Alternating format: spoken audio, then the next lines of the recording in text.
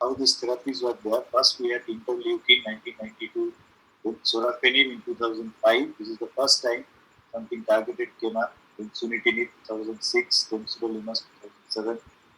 Then gradually bevacizumab, everolimus, pazopanib, axitinib, nivolumab, cabozantinib, embatinib, and then immunocombinations like nivolumab, ipilimumab, and pembrolizumab, axitinib. The mechanism of action, we have basically anti-VEGF drugs, mTOR, anti-mTOR drugs, and immunotherapy. The VEGF is important from both the neoangiogenesis point of view.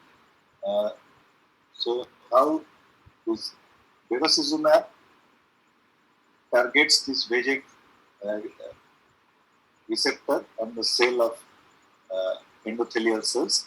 And sunitinib, sorafenib, pazopanib, axitinib, the small molecules, they target the tyrosine kinase domain.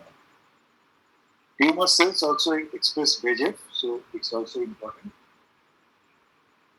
In addition, cabozantinib, it targets VEGF plus MET. Downstream from this VEGF, we have RAS, RAF, MEK, ERK pathway, and PI3K, mTOR pathway. So everolimus and temsirolimus targets this mTOR pathway. We also have immunotherapy, which basically boosts the immune response of the body against malignancy, which I will discuss later. So individual agents, interleukin, it was the first initial active agent. High-dose bolus therapy was required. It is basically a form of immune therapy, but because it's not targeted, it's associated with severe toxicity. Responses, however, can persist for many years. The majority of complete responders remain free of relapse for long term. So these are the various toxicities, and these are severe toxicities requiring intensive care, and only few centers could practice this kind of therapy. Interferon was there, it was less toxic, but overall response rate was only 15%. Median time to response was 4 months, and most responses were partial and rarely persisted beyond 1 year. In the meta-analysis, which included 4 studies with 644 patients, treatment with interferon alpha was superior to controls, with odds ratio for death at 1 year of 0.56 and hazard ratio for death 0.74. Median improvement in OS was very modest at 3.8 months. Then came bevacizumab, which is an anti-VEGF antibody. Then it was targeted along with interferon. So the trial was bevacizumab plus interferon versus interferon plus placebo. If you see the overall survival here, there's hardly any difference. It was 23 versus 21 months and it was not significant, even though bevacizumab prolonged the progression-free survival.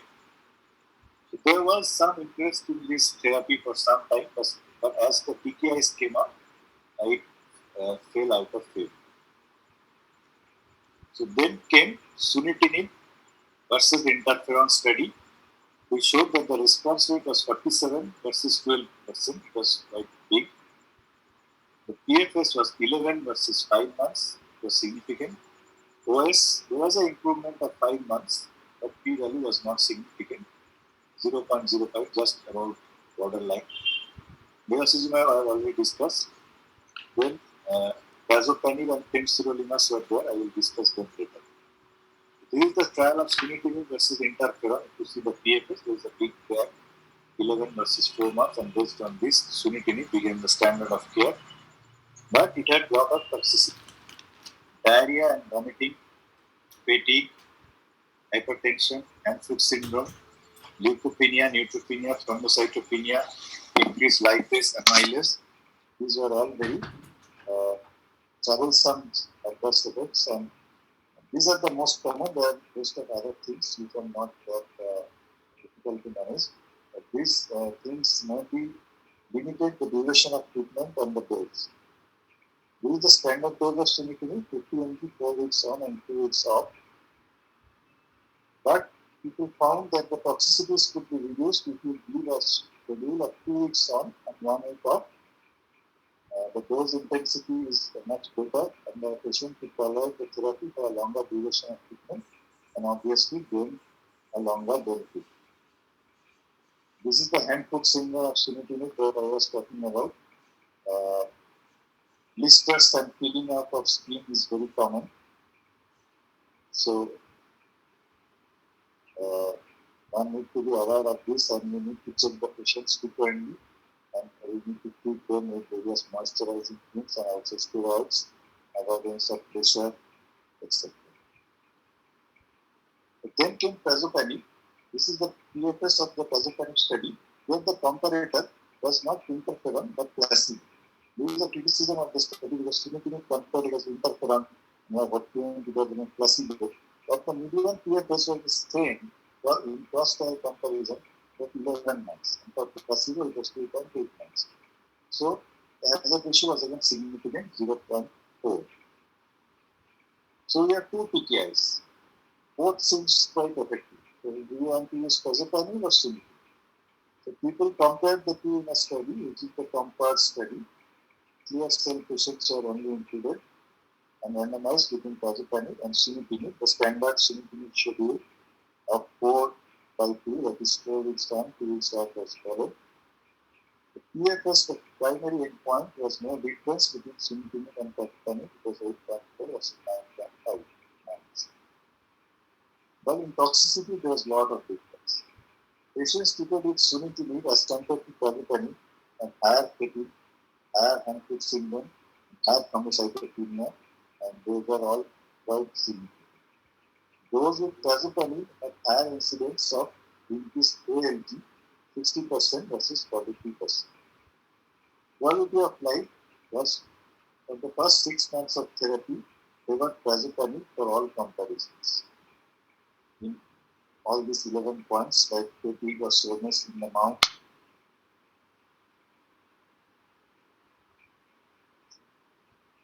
throat, and foot syndrome of feet during the first 6 months of therapy were better with Prazopanib.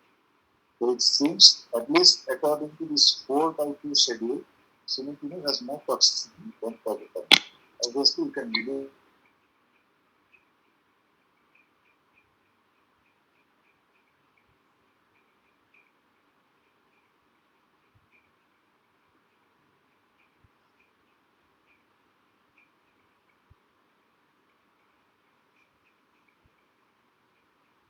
Dr. Ghosh, we're stuck again. The screen is not moving.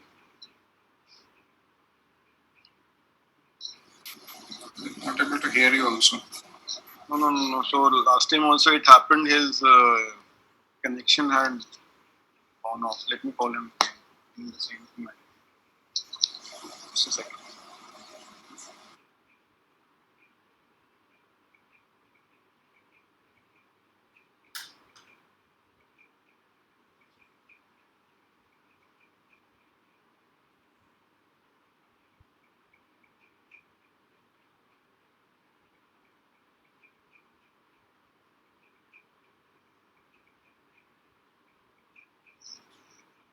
I'm sorry, guys. He's re-logging in. Sorry, patchy internet. But what I could make out till he joins is that, and Dr. Puneet Aluwalia is with me, and Dr. Rajat Sai is with me, and people who want to chip in can join in. So Dr. Saurabh Tiwari, Dr. Ghosh is rejoining in. So please bear with us till he rejoins. What I deciphered was that we can put the MSKCC and the IMDC criteria to define the risk stratification, and then we can decide for surgery versus no surgery. I am sure he'll come to that. But of the two drugs that we can see is sunitinib and Prazopanib, right? And the last slide that I saw was that Prazopanib is more tolerable toxicity-wise as compared to sunitinib. Is that right, Dr. Rajat? Absolutely. So you've got it spot on. Okay. So yes, Prazopanib has lesser toxicity as compared to sunitinib, but sunitinib in the two weeks on 1 week of schedule is also equally efficacious and comparatively well tolerated. So it's now Dr. Indranil would also be talking about the combination of immunotherapy and the VEGF inhibitors. So that is the next line of treatment which he would be talking about once he rejoins. Okay, so just Right. yeah, Puneet, go ahead. Yeah, I have joined. Can you make it clear? Yes, sorry. Indranil has come back. Okay, great. Let me see where you are. Okay, I saw you. So you can start sharing, sir. The last slide that we saw was the side effects of sunitinib and prazopanib. Yeah, I will start.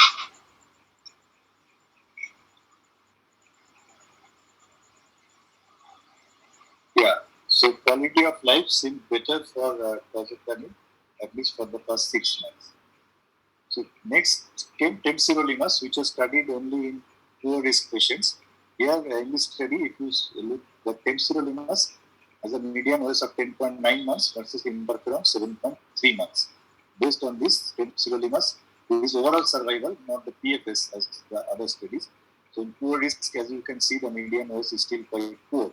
With temsirolimus, it's around 11 months.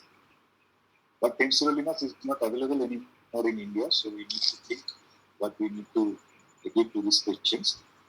Then I will discuss few studies in which these are not available in India, cabozantinib, because it is another multi-targeted TKI.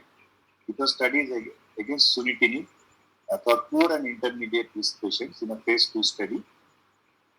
In this study, cabozantinib, the median PFS was 8.2 months versus sunitinib 5.6 months, and it was significant.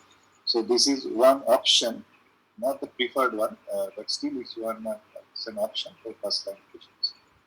So sunitinib, prazopanib, or bevacizumab and cabozantinib have shown improved PFS in first line on anti-VEGF drugs. Prazopanib has a similar efficacy, a different safety profile, and higher quality of life scores compared to sunitinib.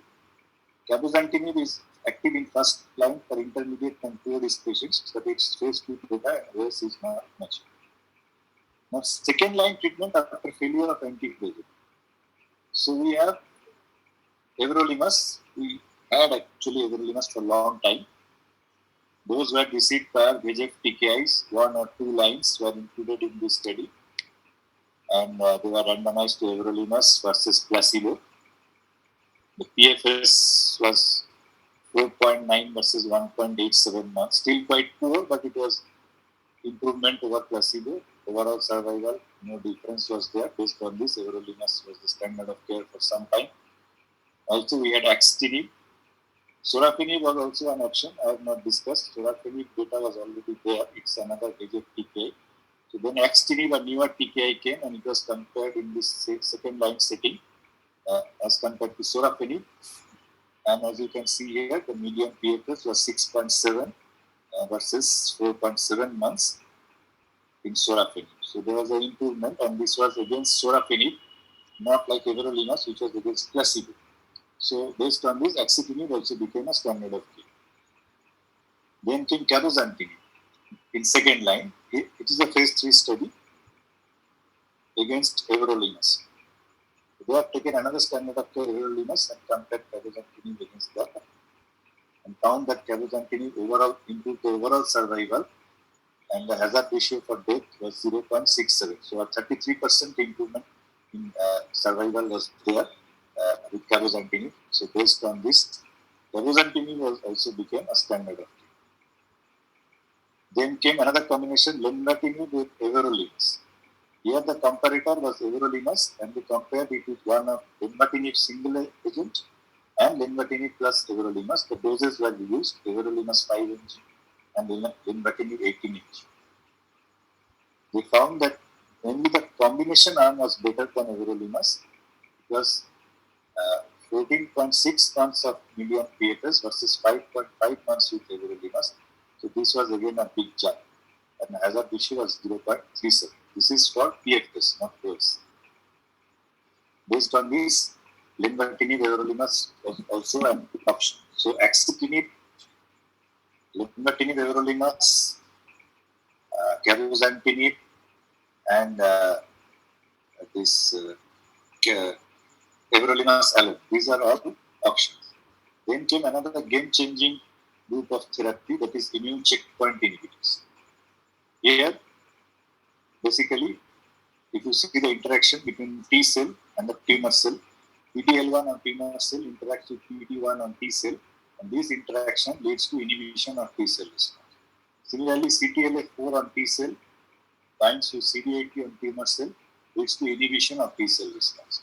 On the other hand, T cell receptor antigen MHC binding and CD28 CD80 binding leads to enhancement of T cell reaction. So if we can block these inhibitory pathways like PD-1 inhibitors, PD-L1 inhibitors, or CTLA4 inhibitors, then we can boost the immune response of the body against cancer.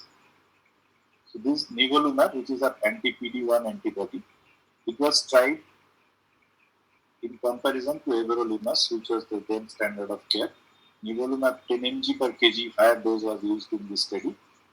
Body weight 10 mg per kg every 2 weeks. These patients all received 1 or 2 lines of prior VEGF treatment. So this is the overall survival curves. If you can see here, till almost 50% of the events, there was no difference. After that, the curve separated, and nivolumab at long term is showing a much better survival. Median was 25 versus 19.6 months with a hazard ratio of 0.73.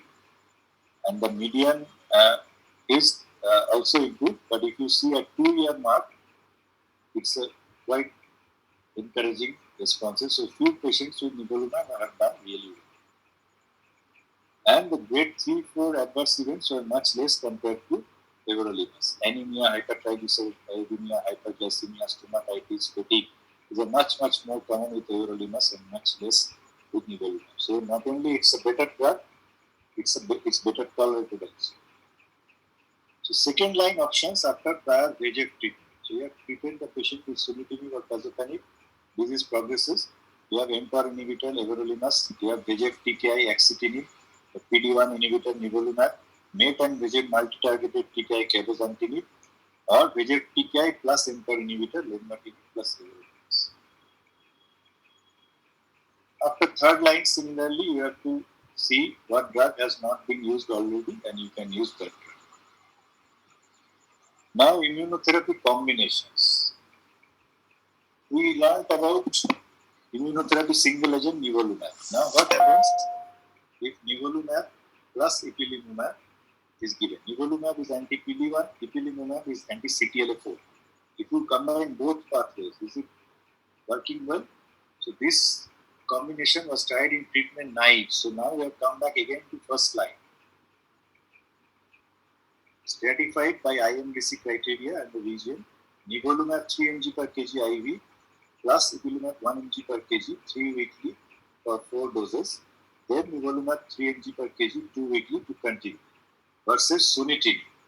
This is a robust study taken a standard of care sunitinib and compared with the immunocombination. To see the overall survival, there is a big gap. Nivo-Ipi is not reached median survival versus sunitinib 26 months. And if you see 18-month overall survival, 75 versus 60 months. So hazard ratio for death is 0.63, it is quite significant. For intermediate to poor risk, this was a pre-specified primary endpoint, not reached versus 26 months. So for the bad patients, the benefit is still there, hazard ratio 0.63. But for patients with favorable risk disease, it was not a primary endpoint, it was an exploratory analysis. There was no significant difference in median OS, both groups not reached. And overall response was for 52% versus 29% in favor of sunitinib. So we have every reason to believe that there is no need for this highly expensive combination for first line therapy in favorable risk patient. For that, sunitinib is included. But for intermediate to poor risk, it's definitely looking better than sunitinib. Another combination has been approved, pembrolizumab plus axitinib. Again, this is the unique combination. Not unique now, many combinations are coming like this. Pembrolizumab is an anti-PD-1 combined with axitinib, which is an anti-VEGF. So two pathways are targeted versus again comparator arm sunitinib. If you see here, pembro plus axitinib, the overall survival is much better. Here the blue curve pembrolizumab plus axitinib as compared to sunitinib. Hazard ratio was 0.53. So again, this is showing a similar magnitude of benefit like Nivo-Ipi combination. And if you see at the subgroup analysis, IMDC favorable also, the hazard ratio 0.64, intermediate 0.53, and poor 0.43. PD-L1 combined positive score less than 1 or more than 1, it did not matter. So all subgroups benefited from this combination. So based on all I have discussed for metastatic clear cell carcinoma, in clear cell renal cell carcinoma, for first line therapy, in a favorable group, our preferred therapy should be either sunitinib, pazopanib, or pembrolizumab plus axitinib, which looks slightly better. Cabozantinib is also an option from the phase 2 study. For poor and intermediate, ipilimumab, nivolumab comes into the picture. Also pembrolizumab plus axitinib and cabozantinib, these are preferable. Pazopanib and sunitinib are less preferable because the trials of these drugs did not include poor risk patients. I would have included temsirolimus in this, but unfortunately that is not available in. For second and third line, preferred cabozantinib, nivolumab, or ipilimumab, nivolumab. Others, all the other drugs which I have discussed will come in the others. Non-clear cell, we don't have time to discuss the entire gamut of non-clear cell. A few points. Non-clear cell has got a worse prognosis. This is from IMDC chart review. OS after one targeted therapy. At least patients who have received one line of targeted therapy, their overall survival for clear cell was 22 months, non-clear cell 12 months. So there is a big difference. Non-clear cell is doing worse. But not all non-clear cell are the same. If you see here, clear cell and chromophobe renal cell are almost the same. Papillary renal cell worse than that. And unclassified, which includes the others most likely, are poor. So among non-clear cell also the histology matters. The IMDC risk model also applies to non-clear cell. The same IMDC for clear cell will work also in non-clear cell. If you apply this criteria, if you see here, favorable has got better prognosis, then intermediate, then poor. So you should use the same criteria. But targeted therapies are less effective in non-clear cell. The overall response rate of non-clear cell target therapy 10.5% versus 14.8% in clear cell. Median PFS 7.4 versus 10.5. Median was 13.4 versus 15.7. So the same drug, if you apply, there is a meta-analysis of 49 studies with lot of patients, more than 7,000 patients. The non-clear cell was 1,200 patients. So there is a large database confirming that targeted therapies don't work that way. I will discuss only the summary for this patient, not the evidence. For patients with advanced non-clear cell, VEGF-directed therapy is preferred. Sunitinib is preferred. Pazopanib is another option. For poor risk patients, temsirolimus is preferred. For collecting back for renal medullary, there is a role for cytotoxic chemotherapy, which you can go and read about it. Erlotinib is an option for papillary renal cell. For MET amplification-driven papillary renal cell, crizotinib is also an option. Checkpoint inhibitors is also coming up in a big way in non-clear cell analysis. The last part, role of nephrectomy and metastasis. Cytoreductive nephrectomy is historically very important because randomized trials have shown a benefit of cytoreductive nephrectomy as compared to cytokine therapy alone. Cytokine therapy, that is interleukin and interferon, when combined with that, cytoreductive was very good. Several targeted therapies are now mostly used and not those cytokines. And retrospective studies have shown that, okay, cytoreductive plus targeted may be better. So is it really better? What was studied in this trial of sunitinib alone or after nephrectomy in metastatic RCC, a phase 3 non-inferiority design. So the question was, is sunitinib non-inferior, sunitinib alone non-inferior to sunitinib plus nephrectomy or not? Because we want to avoid nephrectomy. So in arm A, they were nephrectomized followed by sunitinib, arm B, direct sunitinib. Primary endpoint of overall survival. overall survival, this red one is actually sunitinib alone. The blue one is sunitinib plus nephrectomy. So it was non-inferior. Sunitinib alone was non-inferior to sunitinib plus nephrectomy. Similarly for PFS. Overall survival 13.9 in nephrectomy arm, 18.4 in non-nephrectomy arm, other ratio not significant. Intermediate risk 19 versus 23 not significant. Poor risk 10 versus 13 not significant. Now obviously no patients are good risk here. This should be another question which you should answer. Why no patients are good risk? Tumor response outcomes. Clinical benefit ratio, I will show only this for nephrectomy and sunitinib. Clinical benefit means disease control, complete partial or stable disease beyond 12 weeks. That was 36% versus 47%. So, if you see the nephrectomy plus sunitinib, clinical benefit 36 months, and sunitinib alone 47 months. So, sunitinib is not inferior. Sunitinib alone is non-inferior to cyclophosphamide nephrectomy followed by sunitinib for overall survival, both in intermediate and poor risk. Clinical benefit was also significantly better in sunitinib alone. Cytoreactive nephrectomy should no longer be considered standard of care in intermediate and poor risk groups, at least when medical treatment is required. So that brings us to the question that this trial enrolled patients with high metastatic volume. On an average, patients had 40% or more of metastatic disease and 60% or less of the kidney disease.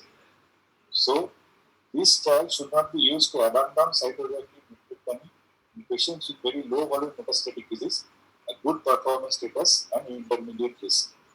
Because in these patients, if you remove the kidney and treat the metastatic disease by local therapy or maybe just observe without any systemic therapy, the patient can have a long disease-free interval. As I showed in my first trial, which I showed on active surveillance, that same concept comes into picture. We need to select our patients properly. What about metastasectomy or local therapies? Because metastasectomy implies the surgical removal of the metastatic sites. We can also treat them locally, like WBRT or whole bone radiation for bone metastasis, external beam radiation to say any other sites of metastasis, stereotactic radiosurgery, stereotactic body radiation. These are all options. So these are options, but patients should be selected after MPT review. Meta-analysis of 16 studies, these are all observational or retrospective studies, point toward a benefit of complete metastasectomy or overall survival and cause-specific survival, but there is obviously a selection bias because only the good prognostic patients will be taken in these studies and the results have to be interpreted with caution. If you have done a metastasectomy and the patient is rendered MED, there is no evidence of disease, single lung metastasis you have taken out, then no systemic treatment is recommended after that. So you need to just observe the patient. If no sites of metastasis come up, then only give systemic therapy. Selection for metastasectomy or local treatment in an NDT should always be done. Good performance status, solitary or oligometastasis, metachronous disease with disease-free interval more than 2 years. So you have dissected the kidney as an upfront therapy. Later on, the patient developed metastasis after 2 years, or very limited site, that patient is a good candidate. Absence of progression of systemic therapy. Maybe you have started systemic therapy and the patient has not progressed on that. There is only limited sites. You can treat them with local therapy. Low or intermediate tolerance grade. Feasibility of complete resection. So you should do a resection only if you can dissect it. So to conclude my talk, comprehensive staging is very much important because then only you will identify metastasis. Restratification is the mainstay. Unless you do the restratification, you cannot select the treatment. Systemic therapy is the cornerstone of therapy. VEGF TKI, immune checkpoint inhibitor, and mTOR inhibitors are the major group of drugs. Toxicity management is very important with all of these drugs as they are very unique side effect profiles. Cytoreductive nephrectomy can be done in very few selected patients, not as a routine. Metastasiectomy and local therapies for metastases are also for very selected patients. With that, I will end my presentation.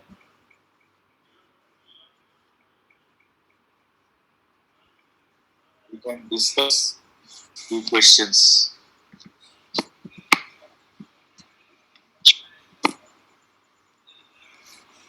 So thank you very much, Dr. Indranil, for a fantastic and a very concise presentation on RCC. It is actually the data is actually getting very, very exhaustive nowadays, with the option of immunotherapy also coming into the picture. And we have quite a lot of questions, and I think so our students are intelligent enough that they are themselves are answering their questions which have been posed by their colleagues. So a few questions which are standing out is basically in clinical practice we come across the sarcomatoid variant of clear cell carcinomas. They traditionally in our clinical practice fare very poorly. So what is Dr. Indranil, your opinion of treating these patients of sarcomatoid histology? Yeah, my take is that during our residencies and after that also we got that we were treated with a gemcitabine that can assist. But nowadays, sarcomatoid, just by the histology, it won't matter much. We need to treat them as per the general guidelines for RCC. That is my correct understanding. Correct. Basically, the guidelines do not change, but yes. The sarcomatoid is not a specific histology of RCC. All those non-clear cells, they are specific histologies. Because sarcomatoid is just a variant of clear cell. Correct. So we should treat them as per current clear cell guidelines. Correct. So another thing which one of our students have asked is basically there was a question on adjuvant therapy for RCC. Suppose we have done a successful means nephrectomy for a patient. Do we subject this patient to sunitinib? I think so. You have taken up this topic in your presentation also. It did not include adjuvant therapy because the topic was interesting. So there was only some DFS benefit and lot of toxicities were there. The overall survival was not included. So it's not the standard of care. Yeah, so actually it is not one of the standards of care, and it actually gives the patient a lot of toxicity without much of a good any PFS or a OS benefit. So as of now, we are not using adjuvant sunitinib in our patients. So another thing is you have obviously answered this question. Papillary type 1 or type 2 is considered to be a high risk histology or not? So you had presented one of your slides that papillary is intermediate. Papillary is intermediate, definitely, and undifferentiated is the worst of the lot. Papillary is intermediate, and clear cell definitely fares better than the papillary variants. Also, the collecting duct and medullary, that is also having a Yes.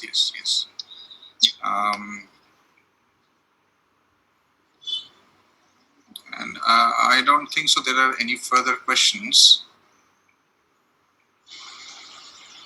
What if there is a metastatic RCC with symptoms of hematuria and pain? Yes. Yes. Surgery is definitely indicated in that as a palliative nephrectomy.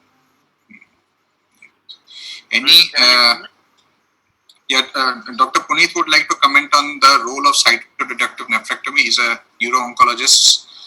And Dr. Puneet, please. Yeah, hi, Dr. Indranil. I'm a uro-oncologist, senior consultant in Max. So, most of it you have covered in your talk. Just a bit more in the Carmina trial. Actually, according to me personally, I don't feel Carmina has changed much as to what we were practicing earlier. Only thing is it has added the evidence. So good risk, there are not many patients. Rather, it was only intermediate and poor risk patients in the Carmina which you have told.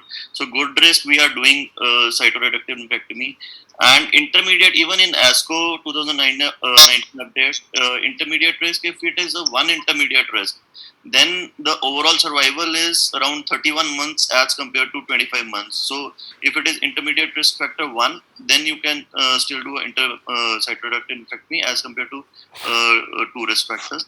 And second thing, in Carmina, if you see, if you compare the patients within the sunitinib alone, for the patients who underwent only sunitinib compared to the patients who underwent delayed nephrectomy, even those patients did well than the patients who underwent sunitinib alone.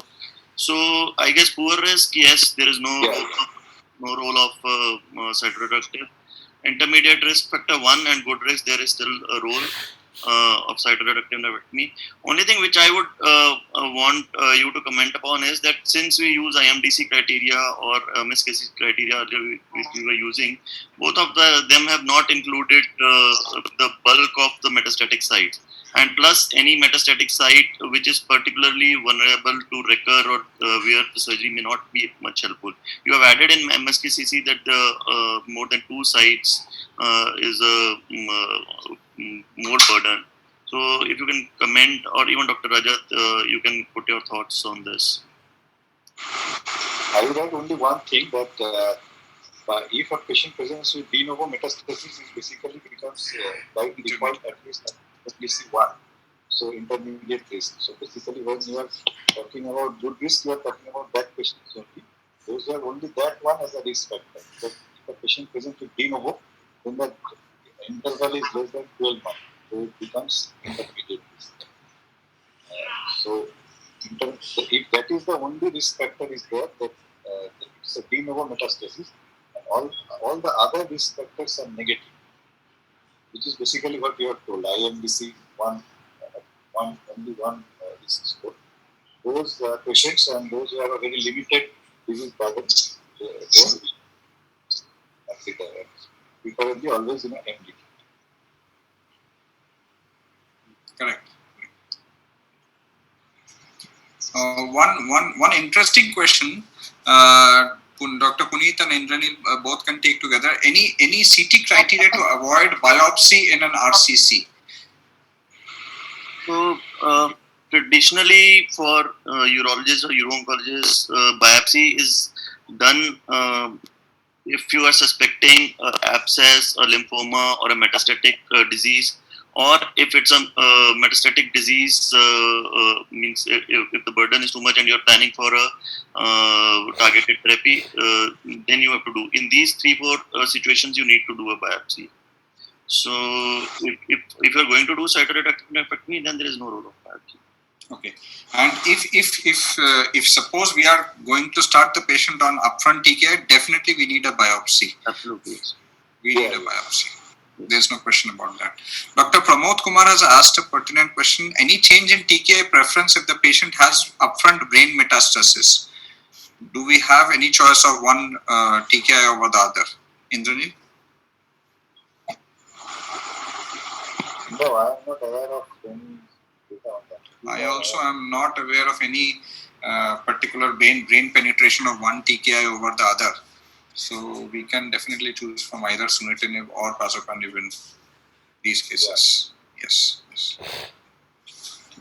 So, Dr. Rajat, there are some questions on the YouTube channel which you or Dr. Indranil can't see, so I'll read them out. Dr. Aarti Sahni is asking, what is the role of SBRT for metastatic renal cell cancer? I think Puneet can also chip in this. So I think she's asking about SBRT for metastatic renal cell cancer. Probably she's talking about the kidney, because SBRT for brain would definitely be would have a role. But what about SBRT for metastatic in a metastatic setting, probably for the renal lesion? How about that? Not only renal, for lungs also it can be done for other sites. If there is a solitary 1 or 2 lesions and you want to treat them locally, then SBRT is a good option. The dictum is, in an oligometastatic state, if we are able to ablate all the primary as well as the metastatic lesions either by surgery or by stereotactic radiation therapy, it is preferable. For the renal lesion per se, actually radiation oncologist will be a better person, but I think for the renal lesion per se, surgery is the better thing. Renal lesion surgery, and the other metastatic sites like bony or lung That you can or give it. liver, if it is a oligometastatic condition, we should prefer SBRT to ablate. So, the radiation oncologists love to give a hemostatic RT. Would that work in case of a hematuria with a RCC, Puneet? So, actually, if it's a hematuria, patient should go in for palliative nephrectomy. Oh, okay, that's it. So palliative nephrectomy is If that is not patient is having. feasible, Sorry. yeah, if surgery is preferred, but if that is not feasible, embolization also works well. Embolization is a good Then yes, then you can do a lot of things. Embolization you can do. Then. So if the patient is having pain or hematuria, then it's a palliative nephrectomy. Okay. Dr. Manish has raised one question. Before doing cytoreductive nephrectomy, whether there is any role of angioembolization of the large renal mass prior to the nephrectomy? So angioembolization actually doesn't help much for large. In fact, if you do angioembolization one day prior to that, then you find a lot of reaction during the surgery. So if angioembolization we are specifically using only for those masses which are having IVC thrombus, and especially on the left side when it is difficult to attain access to the renal artery and trying not to discharge the embolus. But for cytoreductive nephrectomy as such, angioembolization is not really required. There is another question on YouTube by again Dr. Aarti Sahni, that is the treatment in familial RCC in a metastatic setting any different? Familial RCC in metastatic setting, any difference? Any specificity associated with familial RCC, in terms of probably pathology, that some specific type happens in a... Can you read out the question again, Shubham? So she just asked for a comment on treatment in familial RCC with metastatic setting. Familial RCC can be either some von Hippel-Lindau syndrome or some MEN syndrome. MEN syndrome more associated with papillary histology. I don't think so. So there are actually 4 or 5 familial syndromes like Birt-Hogg-Dube, von Hippel-Lindau, and hereditary glioma and hereditary papillary syndromes. So in metastatic settings as such, I don't think if there is anything different, you treat it as a metastatic tumor only. But if it is not metastatic, then there is a difference. So then, because these tumors occur in younger patients and if this tumor occurs in bilateral and multiple lesions, so you try and tend to do a partial as far as possible because the recurrence rate is high. From metastatic point of view, you treat it as a metastatic. And if it is an oligometastatic thing and you're doing cytoreductive nephrectomy, usually these are smaller tumors and you can do a partial in that setting. And this last question again by Dr. Aarti Sahni. Probably it's beyond the scope of this talk, but what is the role of adjuvant therapy in margin positive localized resected RCC? So suppose it was a non-metastatic setting and we did a nephrectomy and somehow the margin came positive, the gerotals was not completely excised or something like that, then is there a role of any adjuvant therapy? So I think we can combinedly take this question along with medical oncology because I think Dr. Rajat and Dr. Indrajit, there's been one trial for adjuvant therapy which initially advocated and then it was on the long follow-up it was seen, I'm forgetting the name, something from Mel. Then they were saying that it is not actually beneficial. But if you talk surgically, if you're doing a partial nephrectomy and if you have a microscopic positive margin, you don't even need to re-resect it. You just follow it up because the recurrence rates and oncological survivals are similar to what it would have been.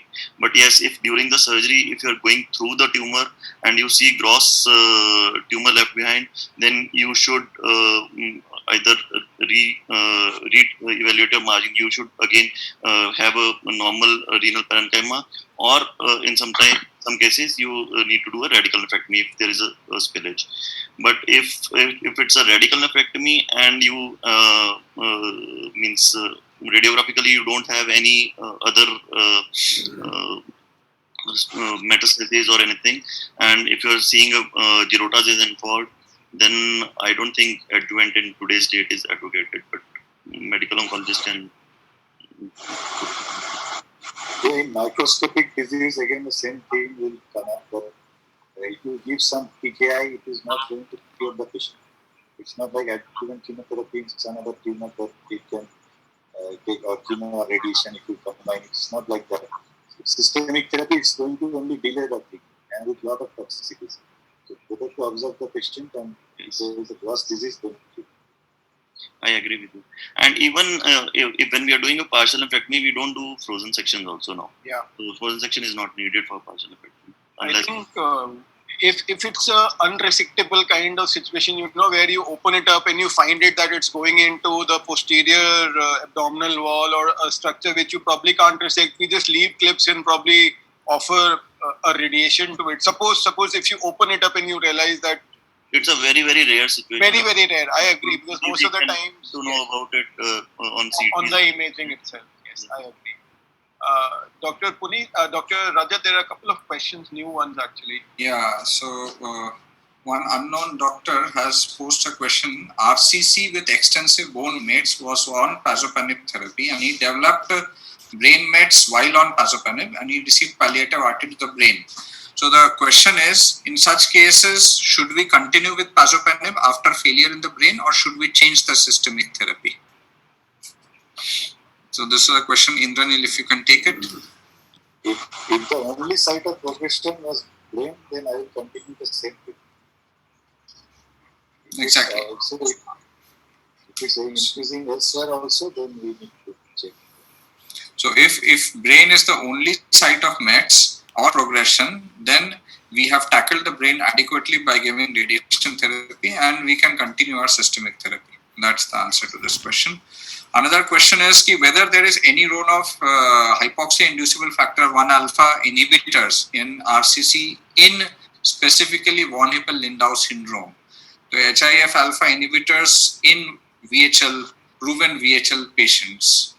I personally do not have come across any literature. Indranil, if you have got an answer to this very tough question.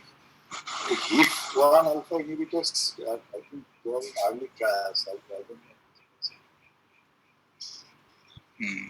So nothing has come into the phase 3 trial basis, so hence not heard about. But nevertheless, definitely a point to consider. Shubham, is there any other questions? No, I think they have covered most of it. I think they've covered most of it. Okay. Actually, I put in a question which I think you missed, Rajat. No problem. Yes. I'll just ask it. So, what is the cost difference between pazopanib and sunitinib? If we have to choose between the two on the basis of cost, what is the cost difference? Cost of pazopanib commercially after good patient assistance program is approximately 23 to 25,000 rupees per month, and sunitinib comes out to around 35 to 40,000 rupees per month. So it is approximately double the cost. Sunitinib is double the cost. Yes. Okay.